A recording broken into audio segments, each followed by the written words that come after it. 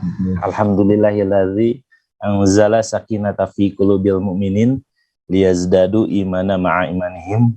Asyhadu an la ilaha illallah wahdahu la syarikalah wa asyhadu anna Muhammadan abduhu wa rasuluh. Allahumma sholli wa sallim wa barik ala sayyidina Muhammad wa ala alihi wa ashabihi ajmain. Alhamdulillahirabbil alamin. Pada kesempatan hari ini Bapak Ibu sekalian, jamaah di MQ Pagi, ya. Insyaallah setiap hari Rabu kita tentunya di MQ Pagi ini akan berbicara tentang bagaimana menggali entrepreneurship begitu ya, insyaallah. Dan pada kesempatan hari ini kita akan membahas tentang kiat bisnis Abdurrahman bin Auf begitu ya pada kesempatan hari ini. Dan tentu di hari Rabu kita selalu didampingi bersama dengan Bapak Gatot Puntakumara ya, alhamdulillah. Dan beliau juga sudah hadir pada kesempatan hari ini. Mudah-mudahan bagaimana di kesempatan Rabu ini kita akan banyak menggali hikmah, kemudian juga cara-cara bagaimana berbisnis bersama dengan Abdurrahman bin Auf ini sangat luar biasa sekali ya. Beberapa referensi literasi yang saya lihat bahwa tidak hanya sebatas entrepreneur berbisnis, tapi ada muatan-muatan dakwah, muatan-muatan membuat orang lain menjadi bahagia, dan banyak lagi kita akan bahas. Baik, kita sapa terlebih dahulu. Assalamualaikum warahmatullahi wabarakatuh, Pak Gatot. Waalaikumsalam warahmatullahi wabarakatuh. Alhamdulillah, senang sekali nih Pak Gatot, saya di hari Rabu ini bisa bergabung ya, alhamdulillah. Dan tentunya juga kita akan membahas bagaimana strategi cara berbisnis ataupun juga entrepreneur Abdurrahman bin Auf begitu ya. Dan sedikit mungkin Pak Gatot sebelum nanti Pak Gatot juga menyampaikan ya nanti implementasinya dengan kita sekarang, kondisi sekarang, bahwa Bapak Ibu sekalian, kalau kita lihat literasi dari Abdurrahman bin Auf ini, beliau memang seorang yang sudah dipercayai oleh Rasulullah SAW sejak di Madinah begitu ya. Dan ini luar biasanya ya bahwa Abdurrahman bin Auf ini ketika berniaga itu diawali dengan modal yang zero begitu ya Pak Gatot ya. Saya lihat ya tidak ada modal, apalagi sekarang kan aduh pengen usaha tapi gimana nih modalnya nggak ada. Ini kadang-kadang jadi dilema ataupun juga mungkin kurang ilmu. Nah, pada kesempatan hari ini Bapak Ibu sekalian, bagaimana strategi Abdurrahman bin Auf ini dalam berniaga, dalam berbisnis, dan memang ini sangat Masya Allah luar biasa. Dan mudah-mudahan pada kesempatan hari ini kita akan sama-sama membahas tentang hal-hal yang berkaitan dengan entrepreneurship. Tapi sebelumnya Bapak Ibu sekalian, silakan bagi Bapak Ibu sekalian yang sempat ada waktu yang ingin bersedekah menggunakan di sana ada dari DT Peduli ya, insya Allah silakan bisa menggunakan handphonenya langsung untuk berbagi di sedekah pagi hari. Baik Pak Gatot. Ya, kita nanti berdiskusi dan kita juga insya Allah mudah-mudahan banyak hikmah, banyak sekali ilmu yang akan kita dapatkan ya. Dan saya juga melihat, membaca serta mentafakuri bahwa memang beliau ini termasuk sahabat Rasulullah itu yang ke-10 ya, yang masuk Islam begitu ya, Abdurrahman bin Auf ini. Dan sahabat-sahabat sekalian, rekan sekalian, bahwa memang strategi-strategi yang dilakukan oleh Abdurrahman bin Auf ini sangat menjadikan contoh lah untuk kita semuanya. Nah, contoh-contoh itulah yang memang mudah-mudahan bisa menjadi prinsip cara berdagang Abdurrahman bin Auf bisa kita lakukan gitu ya kurang lebih. Alhamdulillah. Baik, sebagai opening Pak, nanti kita akan tentunya juga bersama-sama untuk memahami ya, kalau dalam rumus A itu ada 5 keberanian, berani memulai begitu ya. Tapi kalau Abdurrahman bin Auf berani memulai usaha juga gitu kan ya, ingin dagang tetapi ya tidak pernah memulai, jadi tidak cukup dengan bermimpi begitu ya, insya Allah. Kemudian rekan-rekan sekalian, insya Allah sampai dengan jam 6 nanti kita sama-sama akan membahas tentang kelebihan dari Abdurrahman bin Auf ini. Ada kurang lebih di beberapa literasi ada 6, ada 7, katanya ada 8 prinsip cara berdagang. Banyak sekali yang memang strategi-strategi yang dia lakukan. Di antaranya tadi berani memulai usaha ya. Kisah-kisah yang memang memberikan inspirasi buat kita ya. Bagaimana Abdurrahman bin Auf ini diawali dengan tangan kosong, hampir tanpa modal dalam berusaha ya. Dan Masya Allah, tapi hasilnya luar biasa ya, melimpah ya. Dan itu tidak mudah, step-stepnya yang harus dilewati ya.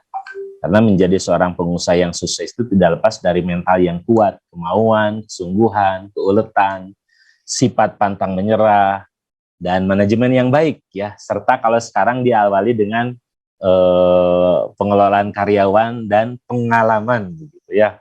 Masya Allah. Baik, untuk awal itu saja dari saya Pak Gatot ya. Ya, nanti diskusi. Bangga, silakan Pak Gatot. Alhamdulillah. baik. Saya izin share dulu ya, share screen ya.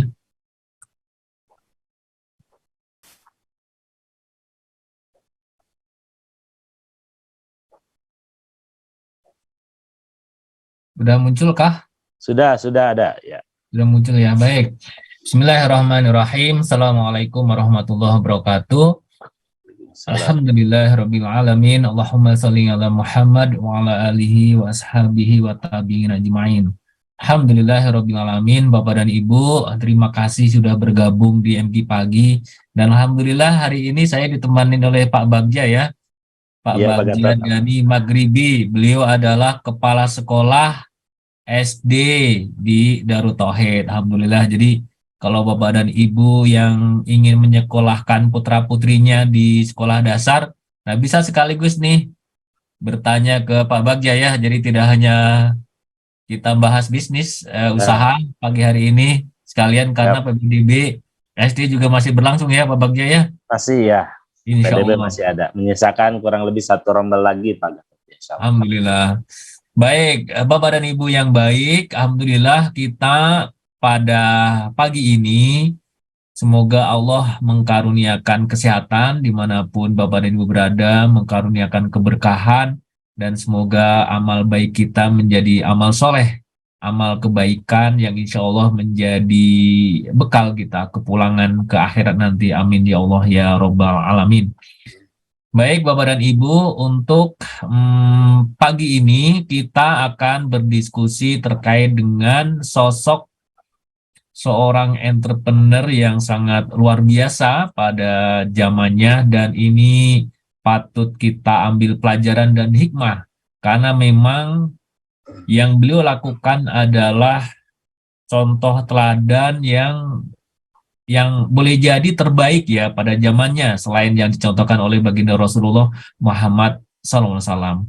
Nah, siapakah beliau? Beliau bernama Abdurrahman bin Auf radhiyallahu anhu, dan beliau lahir 10 tahun setelah tahun gajah, jadi 580 Masehi, dan wafat berumur pada umur 72 tahun atau 652 Masehi. Dan terkenal menjadi salah seorang dari sahabat Nabi Muhammad SAW yang terkenal akan kekayaannya karena kesuksesan beliau dalam berbisnis dan berwirausaha. Jadi beliau dikenal kesuksesan bisnisnya itu tidak hanya waktu di Madinah saja, namun juga sebelum beliau memeluk Islam dan di Mekah juga sudah merupakan salah seorang yang sangat kaya. Dan yang luar biasa, saat beliau diperintahkan untuk hijrah oleh baginda Rasulullah Muhammad SAW, beliau tinggalkan semua itu, hartanya, uangnya, termasuk juga bisnisnya, tidak dibawa sepeser pun untuk beliau ke hijrah ke Madinah. Dan kemudian oleh baginda Rasulullah Muhammad SAW, beliau dipersaudarakan salah seorang yang kaya juga di Madinah bernama Sa'ad bin Robi radhiyallahu anhu, yang dengan saudaranya ini luar biasa juga, dan nanti kita bisa gali ya kisah-kisah beliau juga, Sa'ad bin Rabi ini. Dan sampai beliau menyatakan bahwa seandainya Abdurrahman bin Auf bersedia, maka harta, kekayaan, usaha itu akan dibagi dua, akan diberikan kepada Abdurrahman bin Auf. Sampai-sampai karena saking cintanya kepada saudaranya ini, atau kepada Abdurrahman bin Auf radhiyallahu anhu ini, Sa'ad bin Rabi ini menyatakan bahwa seandainya Abdurrahman bin Auf tertarik kepada salah seorang istri beliau, dan beliau akan menceraikan, dan kemudian setelah masa iddah akan dinikahkan. Tapi apa jawab Abdurrahman bin Auf? Semoga harta dan keluargamu Allah karuniakan keberkahan. Hanya satu beliau yang minta adalah, tolong tunjukin aku di mana pasar yang ada di Madinah ini. Dan kemudian oleh Sa'ad bin Rabi ditunjukkan pasar Bani Kuhiko. Insya Allah kita akan belajar bagaimana perjalanan Abdurrahman bin Auf ini mengelola usaha yang dari awal nih, dari nol saat di Madinah, dan kemudian beberapa bulan kemudian menjadi salah seorang yang sahabat Nabi yang terkenal karena kekayaannya, karena kepandaian berbisnis. Nah, itu sekelumit terkait dengan profil beliau. Dan beliau juga ini, Pak Bagja, termasuk juga salah seorang dari 8 orang yang pertama, As-Sabiqunal Awalun ya, yang menerima agama Islam. 2 hari setelah Abu Bakar As-Siddiq radhiyallahu anhu. Jadi memang beliau termasuk orang yang pertama-tama memeluk agama Islam, mendapatkan hidayah dari Allah, sehingga bahkan beberapa riwayat menurut sebuah hadis dari Ahmad bin Hambal, At-Tirmizi, dan Nasa'i, Abdurrahman bin Auf ini juga termasuk salah seorang dari 10 sahabat Rasulullah yang dijamin masuk surga oleh beliau. Karena beliau, Nabi SAW bersabda, Abu Bakar di surga, Umar di surga, Utsman di surga, Ali di surga, Tolhah di surga, Az-Zubair di surga, Abdurrahman bin Auf di surga, Sa'ad bin Abi Waqqas di surga, Sa'ad bin Yaid di surga, Abu Ubaidah bin Al-Jarrah di surga.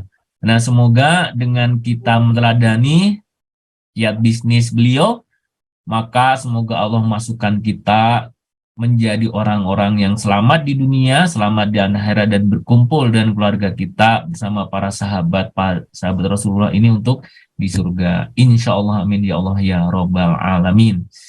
Nah, kemudian ada yang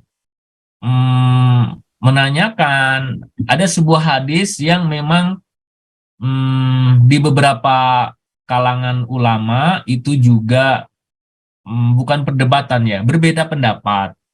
Jadi ada sebuah hadis nih Pak Bagja dan Bapak dan Ibu, bahwa baginda Rasulullah Muhammad SAW pernah bersabda, ini diriwayatkan oleh Siti Aisyah radhiyallahu anha, bahwa Abdurrahman bin Auf akan masuk surga dengan merangkak.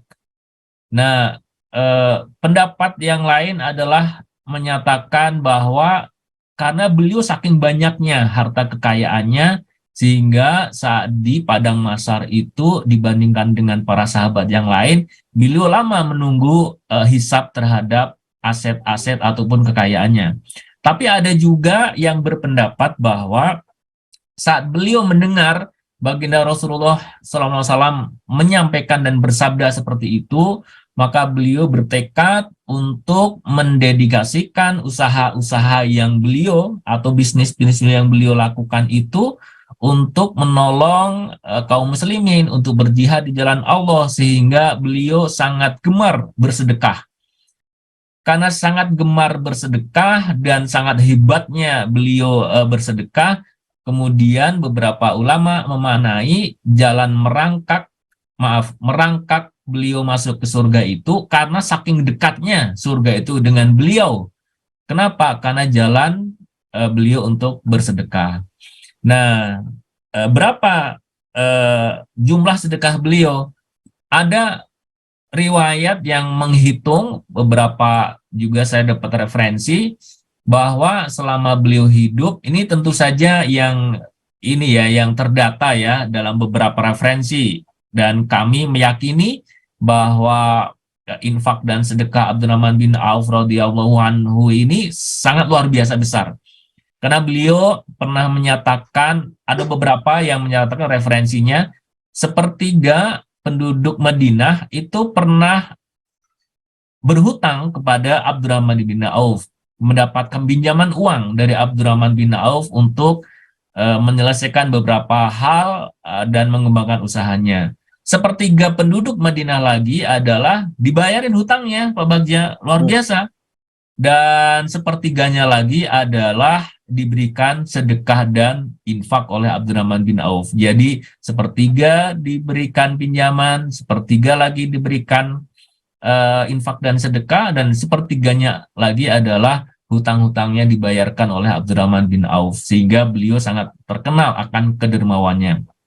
Nah, ini data yang saya peroleh ya dari beberapa literatur. Total beliau itu 141,7 miliar. Ada yang mencatat 456 miliar, hanya memang datanya saya tidak mendapatkan yang sejumlah itu secara detail, sehingga yang saya sampaikan di sini yang memang beberapa riwayat dan literaturnya sangat jelas penulisannya. Yang pertama, beliau bersedekah 4.000 dinar. Kalau 4.000 dinar itu kalau sekarang dirupiahkan sekitar 4,25 miliar. Kemudian beliau juga bersedekah 40.000 dinar, 42,5 miliar. Kemudian juga yang ketiga 40.000 dinar, 42,5 miliar. Bahkan beliau pernah bersedekah sejumlah 1.000 ekor atau senilai 10 miliar, 1.000 ekor unta. Kemudian hadiah untuk istri-istri baginda Rasulullah Muhammad SAW juga sebesar 40.000 dinar. Tapi ada satu kisah yang sangat menarik, adalah bahwa suatu ketika di penduduk Madinah, di jalan-jalan Madinah ini macet total. Jadi kalau kita itu mungkin seperti Bandung gitu ya, itu tiba-tiba jalan-jalan itu tertutupi oleh kontainer-kontainer yang jumlahnya hampir 700-an kontainer memenuhi jalan-jalan di Bandung. Kalau dulu unta ya, 700 ekor unta memenuhi jalan-jalan di Madinah, sehingga penduduk berbondong-bondong. Dan apa yang terjadi? Dan ternyata saat itu Abdurrahman bin Auf sedang pulang dari perjalanan muamalahnya dengan membawa 700 ekor unta yang penuh dengan dagangan yang beliau bawa. Dan saat itu beliau mendengar dari hadis baginda Rasulullah Muhammad SAW bahwa beliau nanti akan masuk surga dengan merangkak. Saat mendengar itu, beliau langsung itu 700 unta beserta isi-isinya itu beliau sedekahkan kepada penduduk Madinah.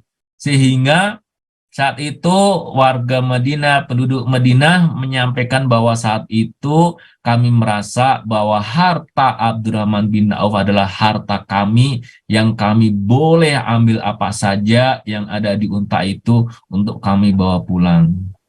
Masya Allah, luar biasa.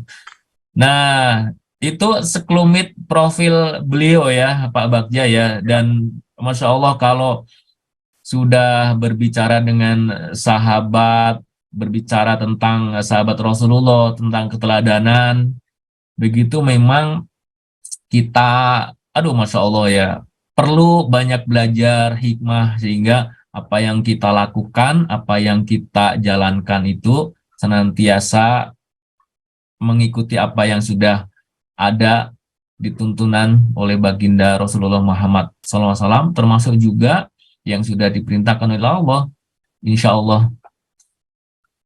Baik, apa yang terpikir Pak Bagja terkait dengan profil beliau nih?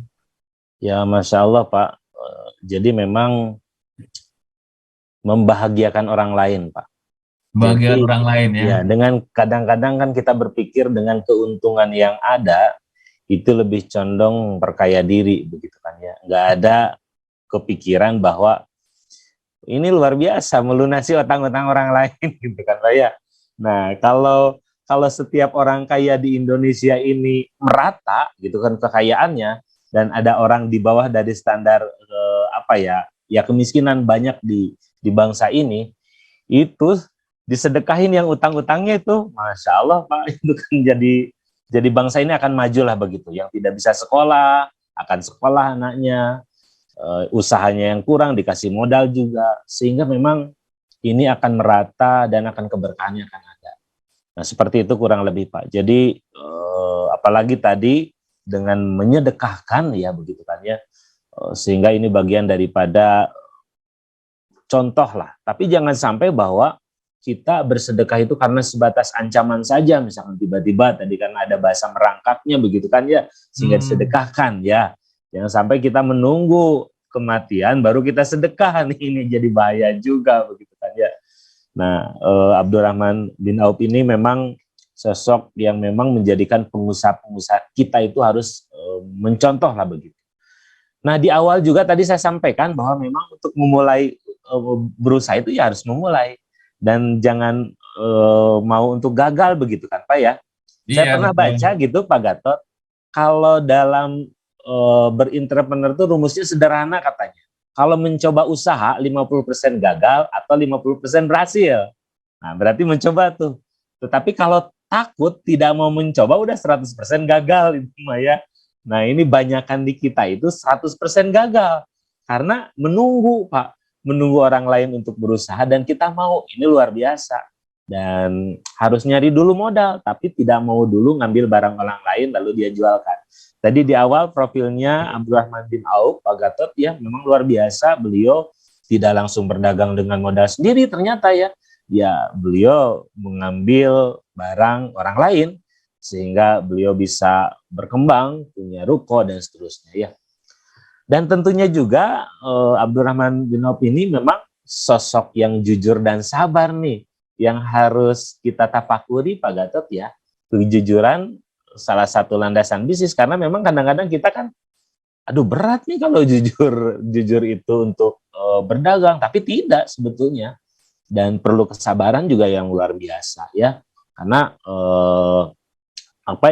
beliau kan referensinya dari Rasulullah. Barang yang kurang bagus ya dikatakan ya kurang bagus. Jadi jangan sampai ada efek kekecewaan terhadap pelanggan. Nah, permasalahan-permasalahan yang muncul kadang-kadang kita merasa ingin untungnya besar sehingga barang itu juga tidak berkualitas, dikatakan berkualitas. Sehingga keberkahan-keberkahan itu ya tidak maksimal. Dan di beberapa referensi bahwa Abdurrahman bin Auf ini kalau ngomongin untung itu tidak besar begitu kan ya. Jadi memang lebih sedikit tapi banyak keluar begitu kan Pak ya. Kalau misalkan 1.000 begitu kan, untungnya hanya 10, kalau dia ngambil untung 10 ada, kalau ngejualnya dia bisa 100 tapi untungnya juga 100 ya, itu juga tidak maksimal. Jadi untung sedikit tapi keluar semuanya barang. Nah ini salah satu tentunya juga contoh ya. Dan berwirausaha juga harus disertai dengan kesabaran. Jadi bersabar tuh, sabar bagaimana nih Pak Gatot, mungkin nanti bisa dibahas juga nih.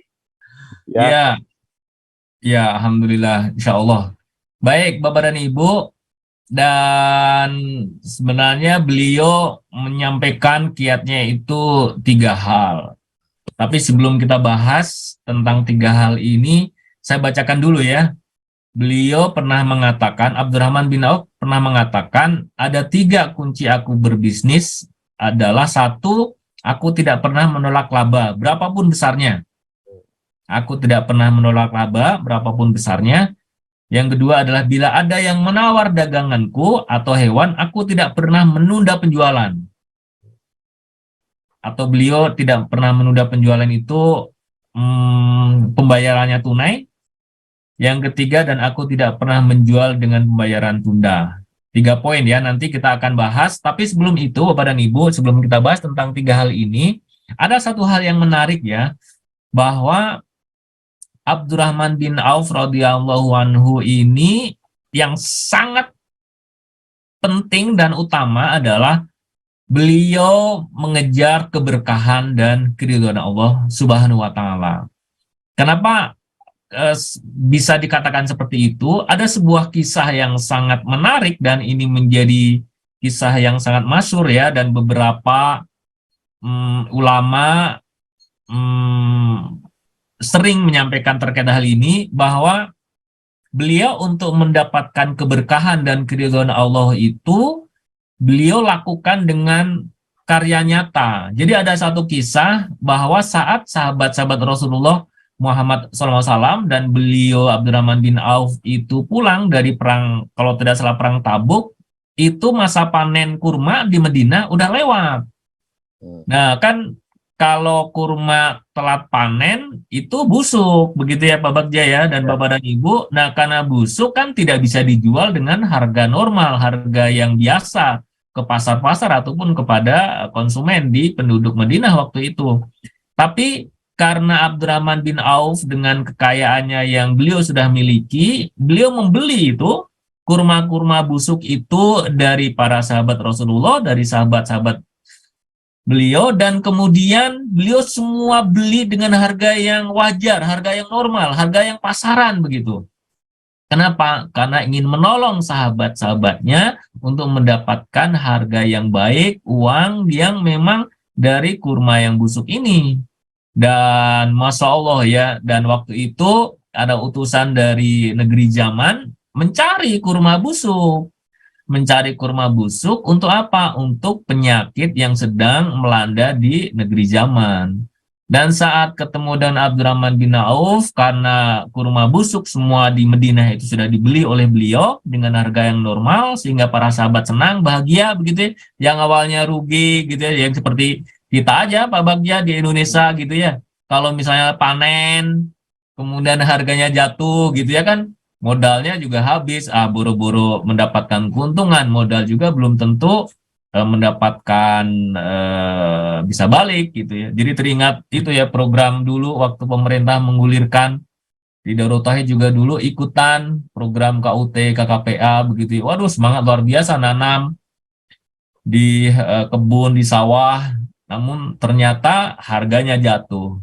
Nah terbayang penduduk Madinah begitu ya, saat perang pulang perang kurmanya membusuk, tidak bisa dijual dengan harga normal, dan alhamdulillah Abdurrahman bin Auf membeli dengan harga normal.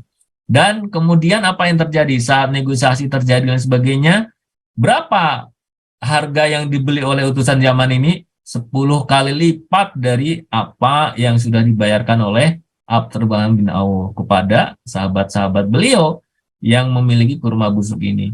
Jadi Bapak dan Ibu dan Pak Bagja dimanapun berada, kalau kita sudah berazam, berniat dengan tekad yang kuat, maka insya Allah sesuatu hal kebaikan itu Allah akan balas dengan kebaikan juga. Walaupun secara hitungan matematika, secara hitungan bisnis, nggak masuk logika sama sekali ya Pak Bagja ya dan Bapak dan Ibu ya. Ini beli kurma busuk, secara logika siapa yang memerlukan kurma busuk, untuk apa gitu. Nyimpennya juga udah bingung kan, karena udah busuk kan. Tapi ternyata Allah kehendaki ada penduduk negeri Yaman yang memang memerlukan kurma busuk ini untuk obat penyakit yang melanda di sana. Sehingga Abdurrahman bin Auf yang awalnya itu beberapa referensi memang beliau membeli itu ingin miskin begitu ya, ingin karena mendengar hadis dari Rasulullah tadi bahwa beliau berjalan masuk surga itu dengan merangkak, jadi beliau ingin menjadi miskin. Kemudian beliau membeli kurma busuk itu, tapi kemudian Allah ganti dengan uang ataupun penjualan yang 10 kali lipat, yang nggak terbayang oleh logika oleh kita gitu.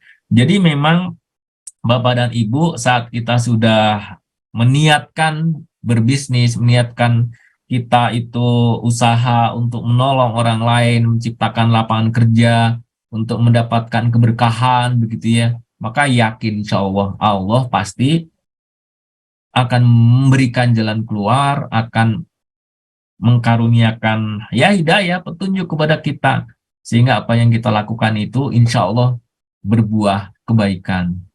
Nah, begitu Pak Bagja. Kira-kira Pak Bagja kalau teman-teman ada yang ini ya jualan gitu ya, sudah basi gitu, kita kalau beli kan, kalau ke pasar aja misalnya ya, kita nyari itu beli pisang ya. Ini ada pisang 2 baik, dan ada yang sudah itu tuh gembur gitu ya, sudah hitam-hitam gitu ya. Kira-kira kita mau beli yang mana tuh?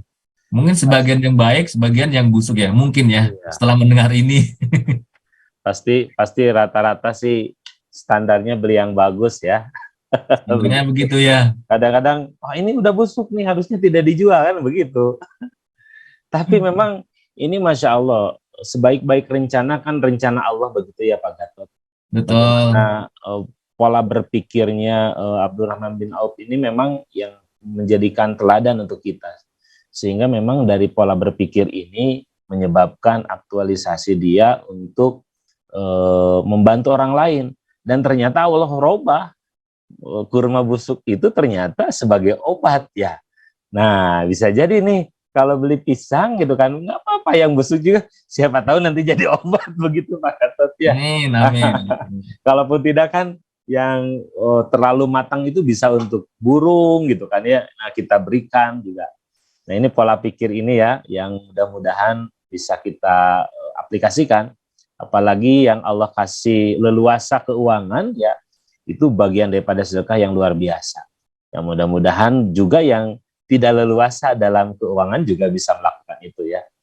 Masya Allah. Ini luar biasa Pak Gatot ya, terkait dengan Abdurrahman bin Auf ini. Dan tadi juga dibahas Pak, mungkin nanti ditambahkan bagaimana kalau beliau itu penjualan selalu dilakukan secara tunai begitu kan ya? Ya. Ya, baik. Jadi saya lanjutkan ya. Yang pertama, bahwa beliau itu tidak berorientasi pada keuntungan yang banyak atau besar. Kalau A sering menyampaikan untung sedikit tapi banyak laku. Dulu pernah kita bahas tahun berapa ya, mungkin 2019-an ya, awal-awal lah ya kami diskusi dengan A di forum ini juga di MG Pagi, sedikit untung banyak laku. Jadi beliau tidak berorientasi pada keuntungan yang banyak atau besar. Jadi beliau tidak pernah menunda penjualan kalau misalnya itu ada yang menawar dan walaupun untungnya kecil. Jadi beliau lebih memilih mencari keuntungan yang sedikit atau margin kecil tapi volume penjualan yang besar. Jadi ilustrasinya begini, lebih memilih keuntungan Rp10 untuk setiap produk tetapi terjual banyak daripada keuntungan Rp100.000 tetapi hanya terjual satu barang.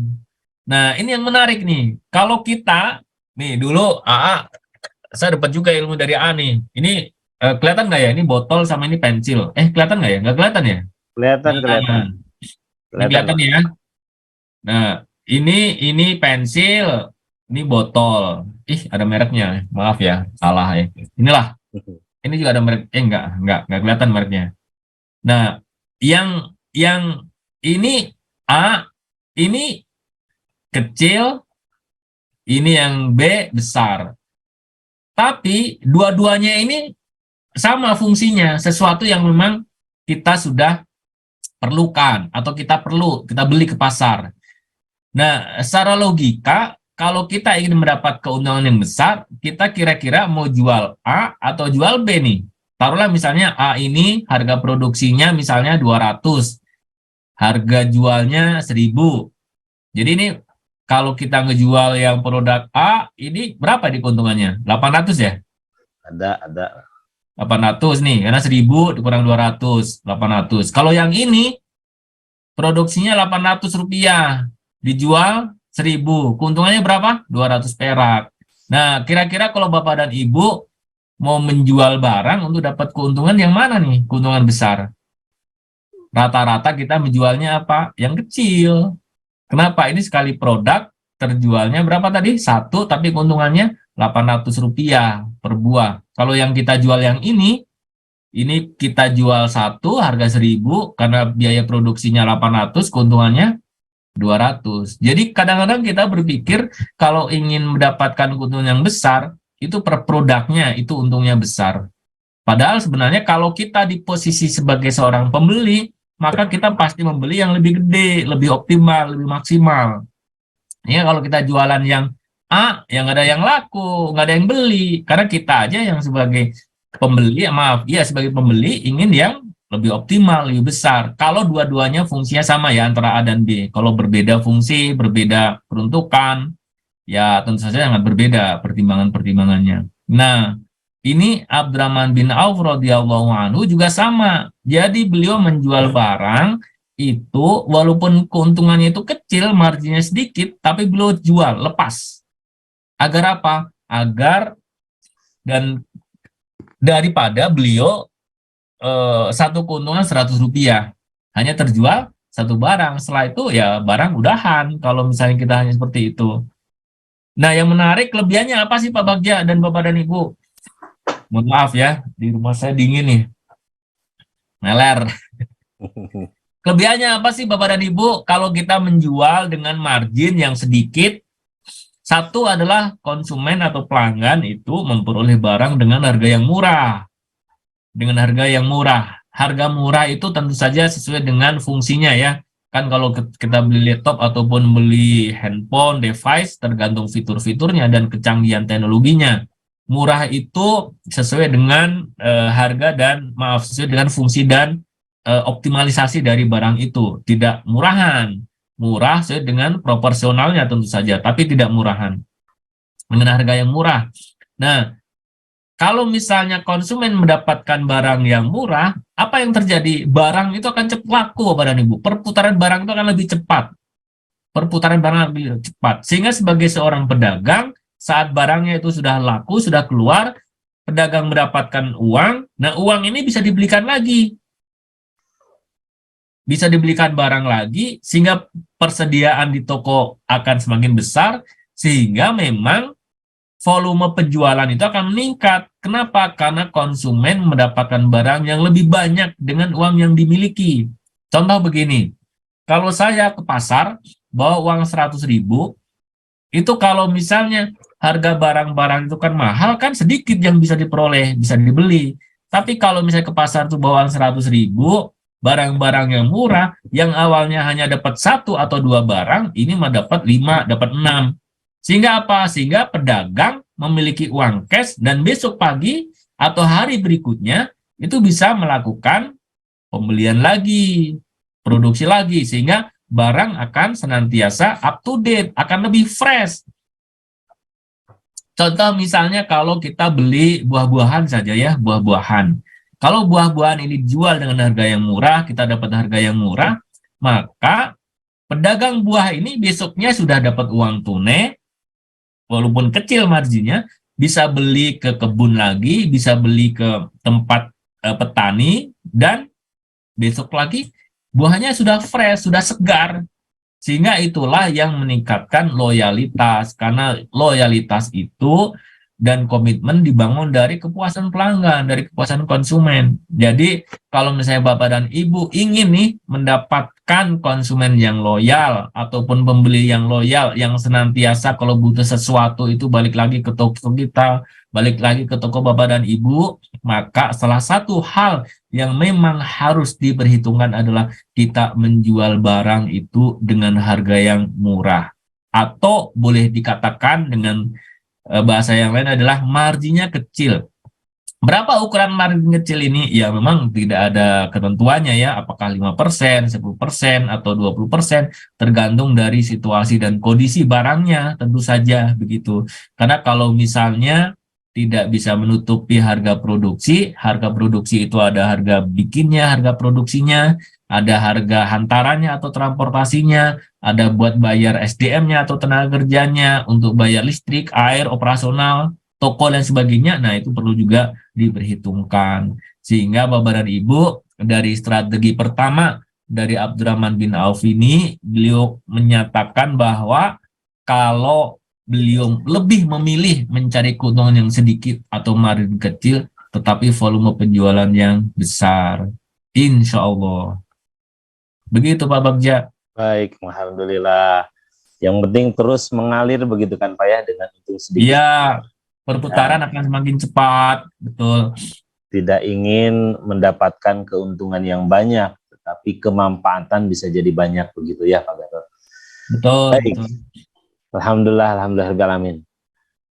Bagi Bapak Ibu, rekan-rekan sekalian yang berada di medsos, silakan bisa chat kalaupun ada yang didiskusikan, ditanyakan, ataupun juga yang di media Zoom juga silakan. Di YouTube juga silakan yang ingin menuliskan. Dan ini mudah-mudahan tentunya menjadi jalan silaturahim kita ya, alhamdulillah. Baik. Dan di YouTube juga Pak Gatot ini luar biasa ya. Alhamdulillahirrahmanirrahim. Untung sedikit tidak apa-apa, yang penting omsetnya terus bertambah, begitu katanya Pak Gatot ya. Ya, betul. Alhamdulillah. Insya Allah. Karena memang dengan untung sedikit kalau menyebar juga akan jadi lebih baik. Banyak sekali kan makanan-makanan anak-anak itu ya, Pak, harganya itu tidak terlalu tinggi, tapi banyak. Di setiap warung ada gitu, ada terus. Saya masih ingat salah satu permen dulu waktu kecil selalu diiklankan tuh, ada di setiap warung itu. Ini ada untungnya enggak gitu kan, kepikiran begitu Pak ya. Tapi saking banyaknya ya alhamdulillah begitu, sehingga banyak sekali konsumennya, begitu omsetnya bertambah. Mungkin itu juga dari Abdurrahman bin Auf ya, secara tidak sadar begitu Pak Gatot ya, sehingga diimplementasikan oleh kita-kita yang memang memiliki pemikiran dan paradigma berbisnis ya dengan baik begitu. Baik, silakan Bapak Ibu sekalian, rekan-rekan sekalian, bisa di-chat, ditulis kalaupun tidak menyampaikan. Kita masih ada waktu insya Allah di kesempatan hari ini ya, berkaitan dengan bagaimana cara-cara berbisnis bersama dengan Abdurrahman bin Auf.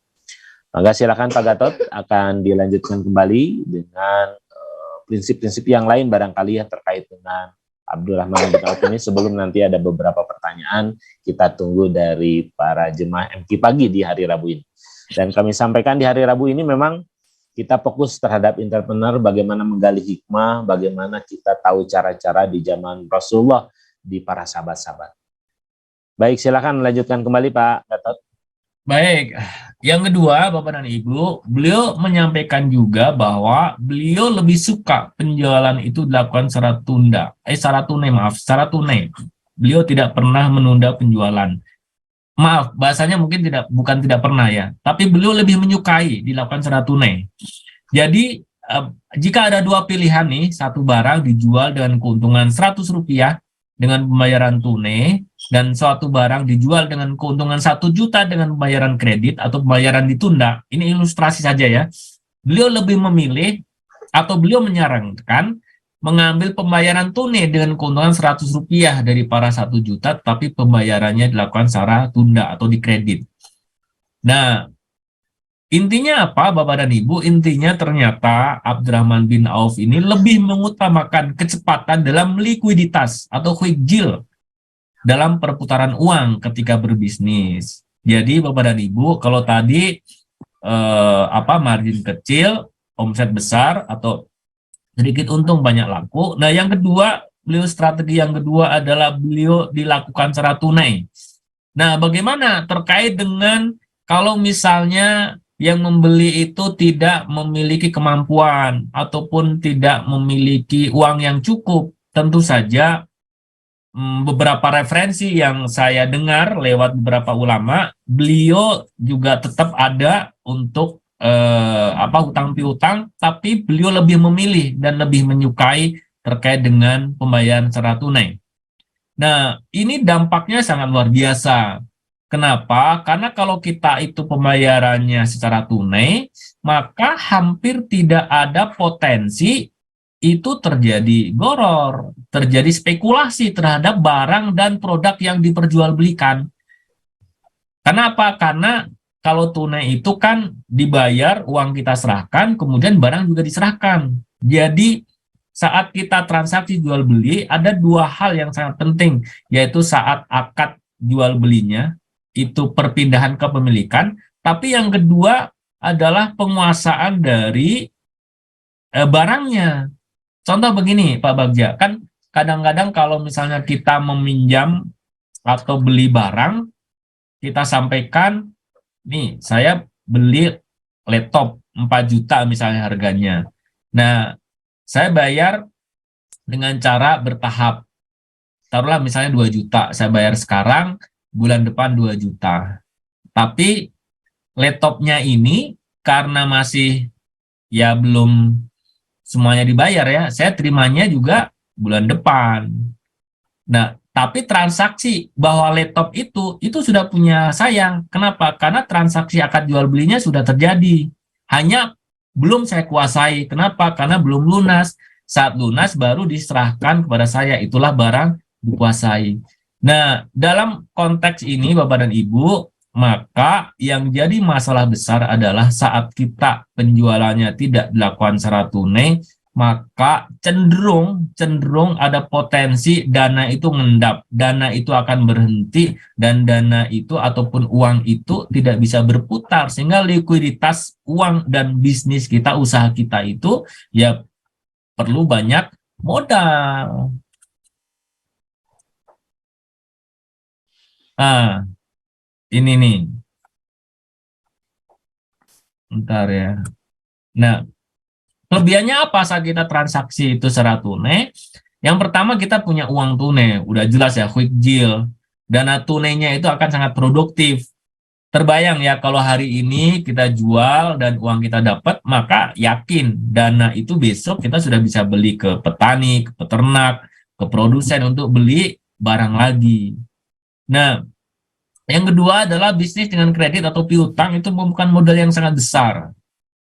Terbayang ya, kalau harga satu barang itu misalnya 1 juta, kita perlu barang jual misalnya 10 barang aja kan perlu modal 10 juta. Kalau nggak dibayar cash, masa di toko hanya ada 10 barang, 10 laptop atau 10 handphone, kan ya bahasa bahasa apa ya, bahasa Sundanya cang-coreng cang atau apa ya namanya ya.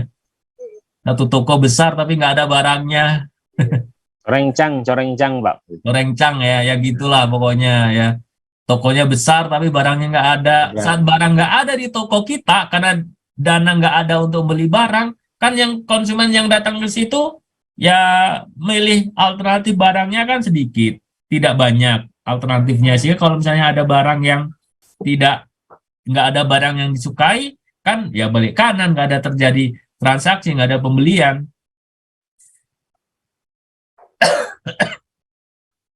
Nah, yang ketiga apa nih Bapak dan Ibu kelebihannya? Memiliki kesempatan membeli atau menyediakan produk secara cepat. Tadi yang saya sampaikan ya, fresh, barangnya akan semakin fresh, up to date, dan perputaran produk atau barang itu akan lebih cepat.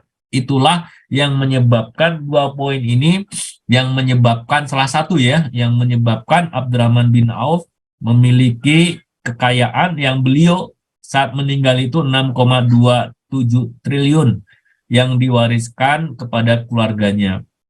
Waktu itu untuk jumlah penduduk Madinah yang tidak sebanyak kota-kota yang sekarang ya, saya belum dapat riwayat berapa banyak jumlah penduduk Madinah, tapi dengan kekayaan seperti itu terbayang berapa perputaran dana atau perputaran barang yang beliau kelola di Madinah maupun di kota-kota di sekitar Madinah. Jadi gini, kalau misalnya kita membayangkan sebuah kekayaan, itu pasti terakumulasi dari perdagangan, terakumulasi dari transaksi. Nah, kalau misalnya jumlah penduduknya banyak, besar, taruhlah misalnya seperti Jawa Barat ya, ini 49 juta penduduknya, seluruh Jawa Barat, dari ujung ke ujung 49 juta, maka pasti transaksi penjualannya itu besar. Misalnya satu hari aja, misalnya 100.000 ya, atau susah lah kalau 100.000 ngitungnya. 1.000 aja, 49 juta penduduk Jawa Barat membeli dengan harga atau kita transaksi 1.000. Maka akan terjadi transaksi per hari 49 miliar sehari seluruh penduduk Jawa Barat. Nah, terbayang ya kalau misalnya setiap bulan, setiap tahun, itu kalau 1.000, gimana kalau 100.000, gimana kalau 1 juta? Dan gimana kalau misalnya perputaran atau belanjanya itu tidak per bulan sekali, tapi per hari atau per 2 hari sekali atau per minggu. Nah sama nih Bapak dan Ibu, itu terbayang kita ya berapa besarnya potensi ekonomi di Jawa Barat. Nah sekarang kita berbicara tentang penduduk Madinah dan sekitarnya pada waktu itu.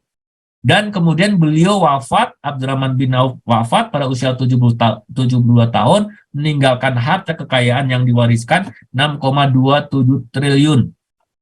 Sebuah angka yang fantastis. Kenapa? Karena jumlah penduduk Madinahnya tidak sebesar kota-kota yang sekarang, sangat terbatas. Tapi bisa bisa melakukan perputaran pembelian dan perdagangan ini yang sangat luar biasa. Sehingga potensi-potensi yang ada hampir tiap hari pasti insya Allah ada transaksi. ada perdagangan, ada jual beli di sana. Begitu Pak Bagja, Masya Allah. Masya Allah, luar biasa Pak. Jadi memang kalau kita punya referensi banyak, kita tahu strategi yang harus dilakukan. Jadi ingat apa yang disampaikan oleh AA ketika seseorang mau melewati hutan, kalau dia punya modal kompas, dia akan mudah gitu kan, atau ada yang Ya, maju. betul. Berbisnis pun kayaknya sepertinya demikian Pak. Entrepreneur pun akan demikian ketika kita tahu gitu ya, lihat para sahabat, referensinya jelas, kemudian juga kita bisa memulai dengan ilmu yang ada, sehingga langkah-langkah yang harus dilakukan ini pasti akan lebih memudahkan lah begitu ya. Kalaupun ada kerugian ya itu mah resiko yang harus dilewati begitu ya. Karena memang dari dulu juga sudah ada yang gagal, yang rugi dan seterusnya. Baik Pak Gatot, ini masih ya sebelum lanjut nih apa bisa dijawab dulu nih Pak nih. Ya, Assalamualaikum warahmatullahi wabarakatuh. Dari Oman Sugandi. Kalau ikut usaha melalui pasar modal syariah bagaimana nih? Apakah diperbolehkan mungkin ya berkaitan dengan pasar modal syariah, tapi ini saya juga jarang ikut terkait dengan pasar modal. Bagaimana nih Pak Gatot? Sepemahaman Pak Gatot terkait dengan ikut usaha melalui pasar modal syariah. baik. Karena bicara pasar modal dan sudah ada syariah, tentu saja yang paling utama itu kita harus melihat rambu-rambu dan kaidah transaksi di pasar modalnya. Nah, sekarang itu ada sebuah lembaga yang mengeluarkan saham-saham di bursa efek yang sudah listing di sana, itu yang sudah syariah. Bapak dan Ibu bisa mencarinya ya di Sesing, saya lupa lembaganya apa. Tapi yang jelas di sana sudah ada saham-saham blue chip atau saham-saham yang sangat potensial untuk bisa kita jual belikan, dan itu sangat direferensikan oleh beberapa pakar ekonomi syariah. Dan itu kita tidak perlu mencari lagi, mengamati, meneliti, riset gitu ya. Apakah ini barang-barang yang dijual, produk yang dijual itu apakah halal atau tidak. Nah, itu karena sudah di listing di sana dan itu ada sebuah lembaganya, hanya saya lupa, mungkin 2 minggu lagi akan saya sampaikan ya lembaganya apa. Pasar modal ini yang memang sudah ada kriteria dan menyeleksi, mengkategorikan saham-saham yang syariah. Itu yang pertama. Harus dipastikan bahwa sahamnya adalah saham yang memang sudah kategorinya sudah lulus uji fit proper test. Maaf, bukan fit proper test ya. Kalau fit proper test kan menguji ini ya, sebuah amanah untuk dipegang seseorang. Nah, ini penelitian ya oleh tim ahli terkait dengan saham syariah ini. Yang kedua, Bapak dan Ibu, kita harus meyakini dan memastikan yang dijual oleh perusahaan yang listing yang memiliki saham ini adalah sesuatu yang halal, kepastiannya, dan itu harus yakin 100% kita. Dan biasanya saya lebih cenderung merekomendasikan itu adalah barang-barang komoditi perdagangan yang sifatnya itu dari pertambangan, telekomunikasi, ataupun industri yang non-food ya, yang bukan makanan. Kalau makanan cenderung kita untuk meneliti dan meriset itu relatif ya, agak susah apakah memastikan halal dan tidaknya. Sehingga saya lebih cenderung untuk merekomendasikan yang saham-saham adalah yang perdagangan, bukan perdagangan, pertambangan dan telekomunikasi. Nah, Bapak dan Ibu bisa meneliti terkait dengan memilih saham-saham mana yang kira-kira cocok untuk Bapak dan Ibu. Nah, yang ketiga terkait dengan saham ini, Bapak dan Ibu harus memiliki fund manager yang kredibel tentu saja, yang dipercaya oleh Bapak dan Ibu, yang sudah berpengalaman, portofolionya baik, begitu ya. Dan saran saya, salah satu yang bisa dijadikan referensi adalah yang bernginduk ke perbankan nasional. ke perbankan nasional, fund manajernya. Misalnya ya, saya harus nyebutin ini ya, misalnya Mandiri Sekuritas gitu ya, salah satunya. Nah, karena apa? Karena kalau anak-anak perusahaannya ini terjadi sesuatu, biasanya induknya. Nah, kita harus cari induknya yang kuat. Jangan sampai dulu ada kasus juga karena induknya nggak kuat atau kurang likuiditas sehingga fund manager ataupun lembaga sekuritasnya ini ditutup gitu. Jangan sampai seperti itu. Nah, yang ketiga tentu saja perdagangan saham ini beda dengan perdagangan yang biasa dilakukan di pasar atau real business. Ini kita berdagang saham itu berdagang potensi ya, potensi dan resikonya lebih besar dibandingkan dengan transaksi atau malah di pasar-pasar modern atau pasar-pasar tradisional atau kita terjun langsung di real bisnisnya. Tapi dengan beberapa hal, insya Allah saham ini juga sangat baik, tapi resikonya sangat besar. Sehingga kita perlu ilmu, perlu pengalaman, dan yang terpenting ya kita punya tim yang atau fund manager ya, pengelola dana kita. Kalau kita sendiri terjun, saran saya kalau nggak punya ilmu dan pengalaman sebaiknya dihindari. Sebenarnya dihindari. Wah, banyak kasus teman-teman saya sehari, 2 hari, seminggu, 2 minggu begitu ya, hilang ratusan juta, miliar. 2 minggu teman saya ikut perdagangan hampir 500 juta hilang 2 minggu begitu ya. Karena memang perdagangan saham ini perlu keahlian khusus, harus belajar juga. Sehingga kalau kita nggak memiliki ilmu, wawasan, keilmuan terkait hal itu, lebih baik ya kerjasama aja dengan fund manager. Insya Allah lebih baik. Demikian Pak Bagja, suatu ketika ya nanti kita undang yang ahli terkait dengan pasar saham ini, insya Allah. Saya hanya tahu kulit-kulitnya aja, sebagai pengantar saja tadi. Baik, Alhamdulillah kita sudah jam 6.00 nih Pak. Iya betul, nggak berasa ya Masya Allah. Kalau materi juga masih ada nih, bagaimana membangun strategi ya, integritas yang luar biasa nih. Iya, Mungkin iya. To be continue ya Pak Gatot. Iya, insya Allah. Abdurrahman bin Auf, karena memang Abdurrahman bin Auf ini kalau bertemu ya di beberapa literasi disampaikan. Jadi dia bertemu tokoh, kemudian dia bantu untuk jual. Nah ini adalah salah satu entrepreneur sejati yang memang harus jadi referensi buat kita semuanya. Baik, terakhir barangkali Pak Gatot, jam 6.00 kita sudah di penghujung dari MG Pagi pada kesempatan hari ini, tidak terasa sama sekali ya. Dan mudah-mudahan pertemuan ini menjadi referensi kita bagaimana kita bisa membangun usaha sesuai dengan apa yang dilakukan oleh sahabat Rasul ataupun juga Rasulullah SAW. Sebagai penutup, Pak Gatot. Baik, terima kasih Pak Bagja. Bapak dan Ibu, sesuatu hal itu akan jadi amal soleh, dua syaratnya. Yang pertama adalah niatnya benar, karena lillahi ta'ala, karena Allah. Jadi apapun bisnis kita, di bidang apapun, harus kita pastikan bahwa niat kita itu benar untuk mencari keridhaan Allah, mencari keberkahan. Karena masalah omset, masalah untung kecil besar itu adalah hadiah dari Allah. Tapi yang tidak bisa dipungkiri adalah bahwa keberkahan ini datang tidak dalam bisnis kita. Apakah laba ini menguntungkan tidak? Maaf, bermanfaat tidak? Memberikan keberkahan buat kita dan keluarga tidak?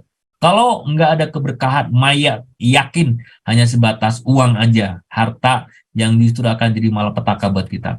Yang kedua adalah kita harus pastikan cara kita berikhtiar, cara kita berdagang, cara kita berbisnis itu harus ada referensinya. Tentu saja dari baginda Rasulullah Muhammad SAW yang kemudian dilakukan oleh para sahabat-sahabat beliau, dan salah satunya adalah Abdurrahman bin Auf radhiyallahu anhu yang hari ini kita sudah bahas sekelumit sedikit. Wah, Masya Allah, dibandingkan dengan kehebatan kepiawaian beliau dalam berbisnis, saya kira apa yang kita sampaikan hari ini baru secuil lah ya, belum ada apa-apanya. Semoga di waktu-waktu mendatang kita memiliki referensi dan waktu yang luang yang lebih banyak, sehingga kita bisa mengeksplor lebih besar lagi tentang pelajaran bagaimana beliau untuk berdakwah melalui perdagangan ini. Insya Allah.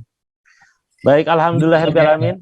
Terima kasih Pak Gatot, berbagi ilmu entrepreneur dengan tentunya referensi sahabat Rasulullah SAW. Dan mudah-mudahan siapapun yang berada di acara ini mendapatkan hikmah, mendapatkan ilmu sehingga kita bisa mengimplementasikannya. Insya Allah di pekan depan, di Rabu depan masih kita akan membahas tentang entrepreneur ya. Insya Allah nanti ada informasi-informasinya.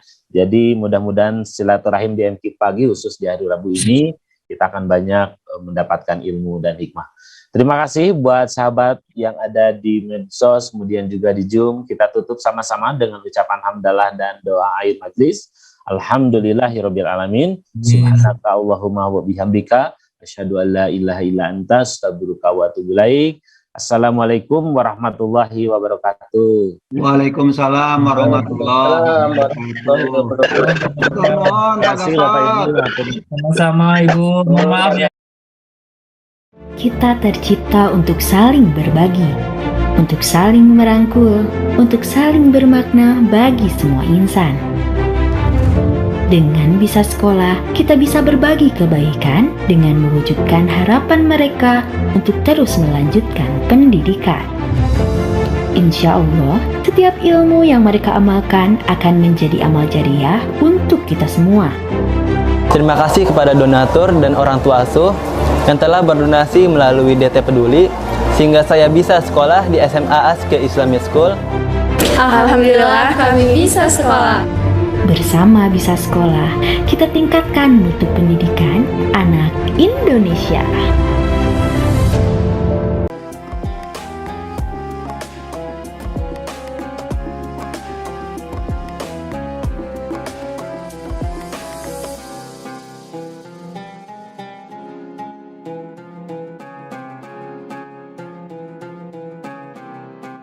Jangan lupa, saya bilang sekalian, terus berlangganan di Darut Tauhid Official.